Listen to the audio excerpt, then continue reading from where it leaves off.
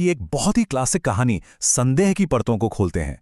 ये एक ऐसी कहानी है जो हमें सोचने पर मजबूर कर देती है कि हमारा मन, हमारा दिमाग कैसे हकीकत से कोसों दूर निकलकर अपनी ही एक अलग दुनिया में उलझ जाता है। और यही है इस कहानी का सेंट्रल थीम।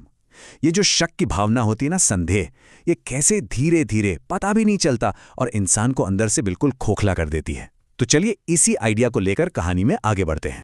तो कहानी की शुरुआत होती है राम निहाल नाम के एक नौजवान से। अब देखिए, उसका कमरा पूरा उथल पुथल है, सामान बिखरा पड़ा है और वो खुद अपना सामान बांध रहा है। ऐसा लगता है जैसे वो कहीं से, किसी चीज से भागने की तैयारी में है। और इस सारी बेचैनी के बीच में ना, कमरे में बुद्ध की एक बिल्कुल शांत मूर्ति रखी है। मतलब बाहर का तूफान और अंदर की शांति का एक अजीब सा कॉन्ट्रास्ट। वो बहुत ज्यादा परेशान है, ये तो साफ दिख रहा है। लेकिन सवाल ये है कि क्यों? आखिर वो भाग किससे रहा है? और सबसे बड़ा सवाल, ये तस्वीर किसकी है?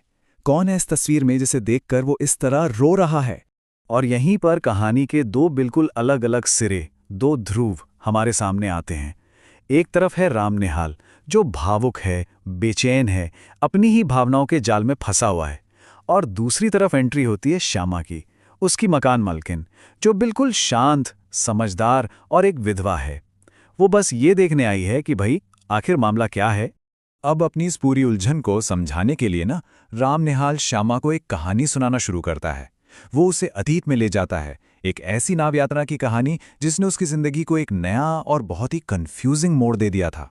तो कहानी का मंच सचता है उस वक्त जब राम निहाल के पुराने बॉस हैं ब्रजकिशोर बाबू। वो उसे एक काम देते हैं। काम यह है कि एक अमीर लेकिन बहुत ही परेशान से दिखने वाले कपल को नाव में घुमाना है। और यहीं पर उसकी मुलाकात होती है कहानी के दो और अहम किरदारों से, खूबसूरत मनोरमा और उसके वहमी पति मोहन बाबू। और बस यही वो पल है जहां से सारी उलझन की जड़ शुरू होती है। सोचिए, एक खूबसूरत, बेबस सी दिखने वाली औरत मनोरमा राम निहाल के कान में आकर ये राज बताती है। और बस इसी एक लाइन से राम निहाल के दिमाग में हमदर्दी और शक दोनों का बीज पड़ जाता है। ठीक है, तो अब चलते हैं सीधा उस नाव पर। चांदनी रात है, गंगा नदी का शांत पानी, लेकिन इस शांति के ऊपर अब वहम और बेबसी का एक ऐसा तूफान उठने वाला है जो सब कुछ बदल देगा। और नाव पर होता क्या है? मनोरमा का पति मोहन बाबू अचानक गुस्से और वहम में जैसे फट पड़ता है। वो चिल्लाने लगता है कि सब उसके खिलाफ साजिश कर रहे हैं, कि ब्रजकिशोर बाबू उसे पागल साबित करना चाहते हैं। और ये सब सुनकर राम निहाल का शक यकीन में बदल जाता है। उसे लगता है कि हाँ, मनोरमा तो सच में किसी बहुत बड़ी मुसीबत में है। और इस पूरे हंगामे और चीख पुकार के बीच मनोरमा कुछ नहीं कहती। वो बस एक बार एक बेबसी भरी निगाह से राम निहाल की तरफ देखती है। और राम निहाल के लिए वो एक निगाह काफी थी। वो उसे खामोश चीख, एक मदद की पुकार की तरह लगती है, जो उसे इस पूरी कहानी में और गहरे खींच लेती है। लेकिन यहीं पर कहानी का सबसे बड़ा सवाल खड़ा होता है। राम निहाल ने जो समझा, क्या वो सच था? क्या मनोरमा की वो निगाह वाकई में एक अजनबी से मदद की गुहार थी? या फिर राम निहाल के मन ने उसे कुछ और ही बना दिया था, जैसे कि एक हीरो की तलाश जो उसे बचाने आएगा? तो चलिए अब इस फ्लैशबैक से वापस वर्तमान में आते हैं। राम निहाल श्यामा को ये सब बताने के बाद अब ये बताता है कि उसने इन सारी घटनाओं से क्या नतीजा निकाला है। और उसका नतीजा सुनकर कोई भी चौंक जाए। वो श्यामा के सामने अपनी पूरी थ्योरी रखता है।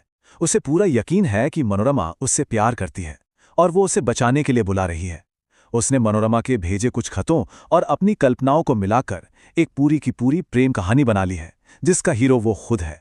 और इसके लिए हमारे यहाँ एक बहुत ही मज़ेदार मुहावरा है, ख्याली पुलाव पखाना। राम निहाल ने बिल्कुल वही किया है।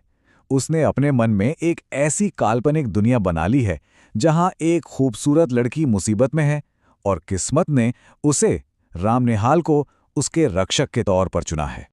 लेकिन अब कहानी में ट्विस्ट आता है। श्यामा, जो इस पूरी भावनात्मक कहानी से बाहर खड़ी होकर सच को देख पा रही है, वो बस एक छोटी सी, एक मामूली सी बात से राम निहाल के इस पूरे ख्याली पुलाव को तोड़ने वाली है। याद है वो तस्वीर जिसे देखकर राम निहाल शुरू में रो रहा था? उसके लिए तो वो तस्वीर ही सबसे बड़ा सबूत है, उसके इस काल्पनिक इश्क का प्रतीक। और इसी एक तस्वीर के लिए वो अपना सब कुछ छोड़कर भागने को तैयार है। और तभी आता है कहानी का सबसे बड़ा, सबसे जबरदस्त मोड़। श्यामा उस तस्वीर को हाथ में लेती है और कहती है, अरे ये तो मेरी तस्वीर है। सोचिए, जिस तस्वीर को रामनिहाल मनोरमा की समझकर रो रहा था, वो असल में श्यामा की थी। इसका मतलब उसका ये पूरा जुनून, ये पूरी कहानी मनोरमा के लिए थी ही नहीं। वो तो बस अनजाने में श्यामा के लिए जो महसूस करता था, उसे मनोरमा के ऊपर प्रोजेक्ट कर रहा था। और इसके बाद श्यामा उसे डांटती नहीं, उसे शर्मिंदा नहीं करती, बल्कि एक माँ की तरह, एक गाइड की तरह उसे रास्ता दिखाती है। वो कहती है, ये सब बचपना बंद करो और जो तुम्हारा असली कर्तव्य है उसे पूरा करो। पटना जाओ और मनोरमा की मदद करो, क्योंकि वो सच में एक मुसीबत में फंसी औरत है। और जब अपना काम पूरा कर लो तो यहीं मेरे घर वापस आ जाना। वो उसे कल्पना से निकालकर असल जिम्मेदारी का मतलब समझाती है। और बस इसी एक पल में रामनिहाल का सारा संदेह टूट जाता है। किसी बहस या तर्क से नहीं, बल्कि श्यामा की उस समझदारी से, जो भावनाओं के धुंधलके के पार भी सच को साफ साफ देख सकती थी। तो असल में इस कहानी में दो तरह के संदेह थे, दो गलतफहमियां चल रही थीं। एक तरफ मोहन बाबू का वहमी शक था, जिसे लगता था कि उसकी पत्नी उसके खिलाफ है, जबकि वो तो उसकी रक्षा कर रही थी। और दूसरी तरफ रामनिहाल का ये रोमांटिक शक कि मनोरमा उससे प्यार करती है, जबकि वो तो अपनी भावनाएं श्यामा पे प्रोजेक्ट कर रहा था। मतलब दोनों ही अपने अपने मन के बनाए हुए एक खतरनाक भ्रम में जी रहे थे। और जैसे ही ये सच सामने आता है, रामनिहाल के भागने का प्लान भी खत्म हो जाता है। उसकी आंखों से वो कल्पना का पर्दा हट जाता है और अब वो मनोरमा की मदद करने के लिए तैयार है, एक फिल्मी हीरो की तरह नहीं, बल्कि एक जिम्मेदार इंसान की तरह। और अंत में ये कहानी हम सबके लिए एक सवाल छोड़ जाती है कि हम अपनी जिंदगी में कितनी बार किसी एक छोटी सी बात, किसी एक गलत समझे गए पल के आधार पर अपने मन में पूरी की पूरी कहानियां नहीं बना लेते, एक ऐसा संदेह पैदा कर लेते हैं जो हमें हकीकत से बहुत बहुत दूर